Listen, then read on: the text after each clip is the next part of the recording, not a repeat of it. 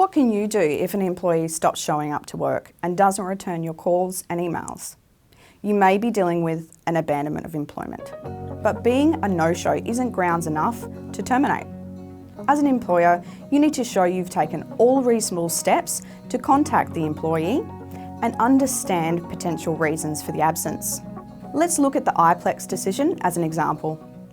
In this case, an iPlex Pipelines employee took a period of unauthorised absence from work due to mental health.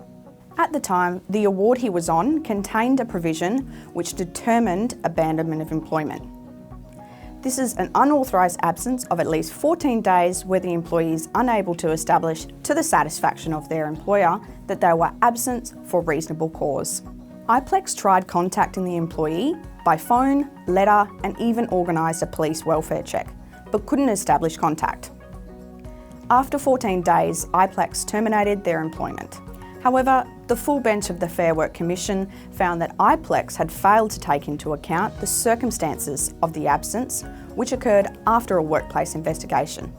The employee did have a medical certificate, it just hadn't been communicated. As such, iPlex was found to be the party that had moved to terminate the employment, not the employee. The employee, it was decided, had been unfairly dismissed. So what can you do if your employee is a no-show? The first step is to use all the normal methods of communication to try and get in touch. That's via phone, email, next of kin, post and possibly police welfare checks. And every time you try and contact the employee, you should document it and give the employee enough time to respond before making any further attempts. It would help if you also considered whether the employee was in a hard-to-reach area before you lost touch. You should also check for additional conditions that may need to be met in relevant awards, enterprise agreements or other industrial instruments. If the employee establishes contact with you and no valid reason for the absence is given, the issue may become a disciplinary matter.